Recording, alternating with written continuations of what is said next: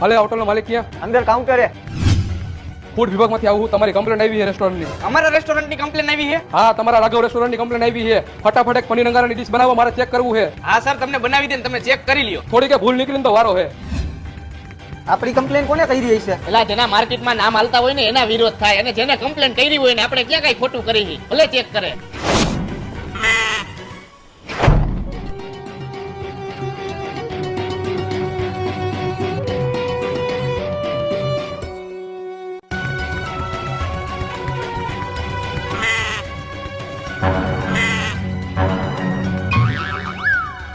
શું થયું? બસ સાહેબે ખાઈ લીધું, એ આવે જ છે.